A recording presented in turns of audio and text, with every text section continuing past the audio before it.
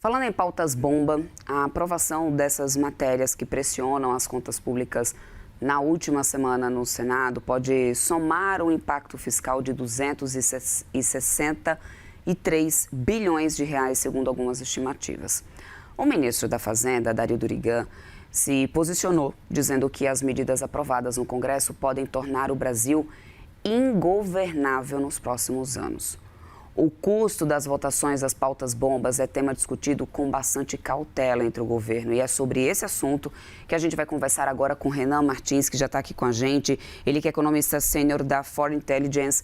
Meu querido, muito obrigada pelo seu tempo. Bem-vindo aqui à nossa programação, Renan. Bom dia, muito obrigado, Débora. Renan, existe uma aparente contradição, no Congresso, porque muitos parlamentares defendem a questão da responsabilidade fiscal, vêm cobrando isso, aliás, há um bom tempo do governo, criticam o aumento da dívida pública, cobram corte de gastos, mas aí a gente tem esse novo comportamento agora, esse apoio a medidas que ampliam em muito os gastos públicos e de uma forma repentina com essas aprovações. Esse comportamento faz parte de um padrão histórico, a gente pode dizer isso, porque não é a primeira vez também que isso acontece na história da política do país, né?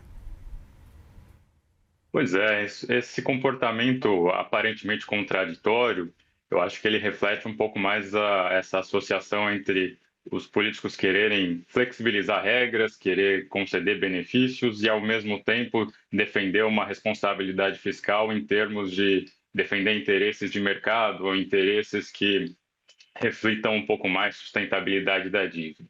Os dois objetivos não conseguem ser satisfeitos ao mesmo tempo, mas já era algo aproximadamente esperado, principalmente em anos eleitorais. A gente vê quando a gente pega o ciclo, a cada 4 anos sempre tem um período ali que o Congresso flexibiliza regras, consegue aprovar benefícios. É uma situação bastante delicada, porque atualmente nossa situação fiscal é de déficits primários estruturais. O que eu quero dizer com isso? Há pelo menos 10 anos que a gente enfrenta déficits primários, que o governo não consegue equilibrar receitas e despesas, e a cada 4 anos a gente vê uma flexibilização adicional, prejudicando ainda mais qualquer perspectiva de estabilidade da dívida.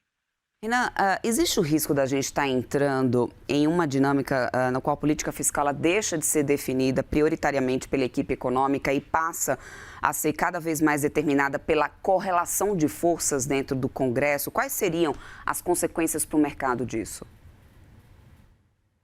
Olha, desde 2016, eu entendo que o Congresso tem ampliado a sua forma de agregar recursos dentro do orçamento ou de disponibilizar recursos que eles mesmos definem dentro do orçamento. Eu acho que uma das principais características ou uma imagem muito clara disso é que lá em 2015, aproximadamente, as emendas parlamentares eram $500 milhão por ano, né? Era uma fatia bem pequena de verba orçamentária que o Congresso conseguia definir ali pequenos interesses ou pequenos projetos para os seus próprios redutos eleitorais. Ao longo dos anos, a gente vê que as emendas eleitorais foram crescendo paulatinamente. Hoje elas chegam a ser cerca de 50 bilhões por ano. Então, você vê coisa de 500 milhões para 50 bilhões. Isso é um fato ali bastante representativo. De uma forma geral, o Congresso também consegue determinar essas flexibilizações adicionais até por outras despesas do Executivo. Na semana passada, como a gente pode ver nessa pauta bomba, tem muitas medidas de operações de crédito, conceder piso salarial diferente para médicos, para cirurgiões, programas um projeto também de uma aposentadoria especial para agentes de saúde. Então, o Congresso não só está conseguindo ampliar sua participação em emendas parlamentares, mas também em outras despesas que o próprio Poder Executivo seria o responsável por definir definir as diretrizes. Isso eu diria que é bastante preocupante, sim, e o processo tem se aprofundado ao longo desses últimos anos. Renan, o governo também já está sinalizando que pode recorrer ao STF caso essas negociações fracassem, porque há muita preocupação, né, em relação à condição da dívida e até a condição mesmo do governo honrar com seus pagamentos. Na sua avaliação, judicializar disputas fiscais entre Executivo e Congresso ajuda a preservar a responsabilidade das contas públicas ou só piora a percepção de instabilidade institucional nesse momento, no momento em que a gente já tem relações bastante estremecidas entre poderes? Essa questão política é bastante delicada. Eu imagino que o executivo se vê um pouco encurralado nesse momento, né? Ele não consegue segurar as medidas de avançarem no Congresso e ele vê como uma única alternativa recorrer ao judiciário. Bom, o que eu posso dizer é que nos últimos anos, nos últimos 3, 4 anos, o judiciário tem, de maneira geral, atuado em favor do governo. A gente consegue ver ali que o judiciário conseguiu aprovar ou conseguiu determinar que o Congresso apontasse medidas de compensação, por exemplo, para a desoneração da folha de salários. Isso foi uma medida bastante importante que o governo aliado ao Congresso, o governo aliado ao Judiciário conseguiu resgatar. Mas nessa questão, realmente, eu tendo a concordar que aumenta a instabilidade ou aumenta essa confusão entre o que cada poder ou o que cada um dos atores políticos deveriam decidir ou deveriam definir. É uma questão de ciclo político também. Isso daqui não acontecia, talvez, 10 anos atrás, quando esses déficits começaram a se mostrar relevantes, né? Então, é uma evolução, talvez, de uma solução, uma atenuação dos problemas. Talvez o judiciário segure uma boa parte dessas pautas-bombas. Eu acredito que isso é o que vai acontecer. E se parte dessas propostas agora acabarem prosperando, onde que o mercado tende a sentir, Renan, os primeiros efeitos disso? Câmbio, curva de juros, bolsa, expectativa de inflação? Eu diria que o primeiro termômetro é a taxa de câmbio e o segundo termômetro seria a taxa de juros, né? A taxa de juros não a Selic, que o Banco Central determina, mas a curva de juros que é negociada no mercado. O que preocupa também o mercado é que as medidas elas começam pequenas, mas elas vão, ao longo da tramitação, vão aumentando em impacto, aumentando em escopo. Eu vou dar um exemplo também para trazer números ao debate. Algumas semanas atrás surgiu o projeto de aumentar os limites do MEI. Quando a gente olha lá, o MEI é uma despesa pequena, é uma renúncia pequena de receitas.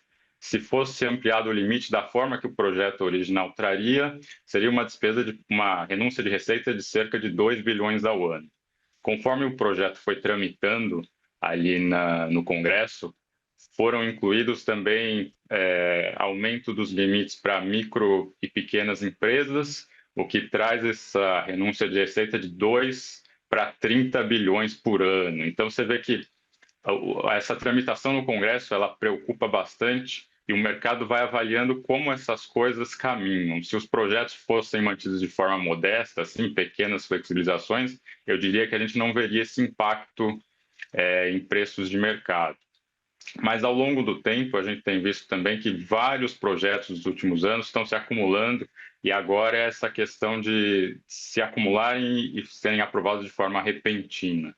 O mercado está sempre atento a essas questões, né? Preocupações quanto à dinâmica de estabilidade da dívida, que lá atrás já não mostravam qualquer sinal de estabilidade, e agora, com a aprovação desses projetos, muito menos.